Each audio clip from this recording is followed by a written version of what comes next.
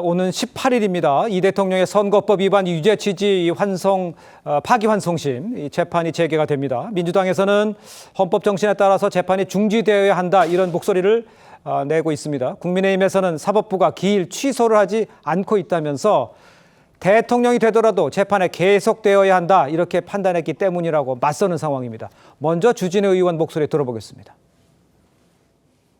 현재 이재명 대통령 재판들의 기일은 아직 취소되지 않았습니다. 공직선거법 재판은 6월 18일, 대장동 재판은 6월 24일 그대로입니다. 재판부가 기일을 취소하지 않고 있는 것은 대통령이 되더라도 하던 재판은 계속된다고 보기 때문입니다. 우리 헌법은 어떠한 특권도 인정하지 않습니다. 자, 일단 아직까지는 18일 재판 그대로 진행이 됩니다. 그런데 물론 조기현 우리 부위원장께서 변호사시니까 이 상황은 계속돼야 된다고 보십니까? 어떻게 보십니까? 멈춰야 된다고 보십니까? 저는 각 재판부가 지정된 기일을 취소할 거로 봅니다. 기일 자체를 취소한다. 예. 계속 논란은 있지만 헌법 84조 대통령의 불소추 특권은 네. 검찰의 기소뿐만 아니라 공판 절차의 정지까지 포함된다는 것이 대부분 헌법학자들의 해석입니다. 이게 통설이냐 다수설이냐 소수설이냐 그리고 지난 대선 때 홍준표 전 시장 관련된 사건을 가지고 여러 학자들이 신문에 이렇게 조사한 내용을 가지고 다수설이 아니다 이렇게 주장하는데 이 헌법 84조의 취지가 대통령이란 직위의 특성상 직무 안정성, 국가 전체의 이익 이걸 고려해서 넣은 불소추 특권 조항이기 때문에요.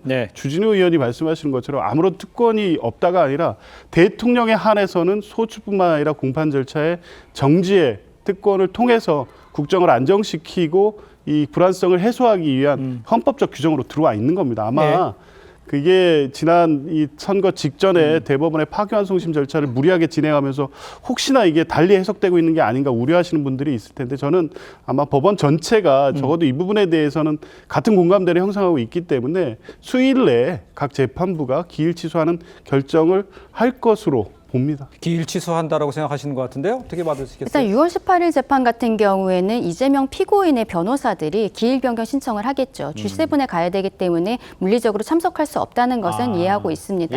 다만 그 다음에 보통은 기일 연기 신청을 하면 한 달쯤 뒤로 다시 기일을 잡는데 잡을 것인지 법원에서는 이제 재량으로서 결정을 하게 됩니다.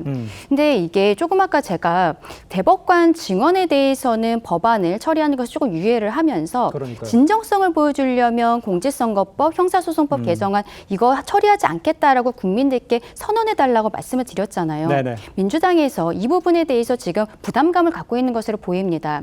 결과적으로 법안을 처리해야 6월 18일이던 그 다음에 기일 변경된 날이던 재판이 진행이 안 될 수 있을 것인데 근데 이게 국민적인 역풍이 올 수 있었다라는 역풍이 이제 우려가 되는 상황인 것은 사실이라고 보이거든요. 그렇기 때문에 이제는 재판부에 대한 압박으로서 가고 있는 것이 아닌가 생각을 해요.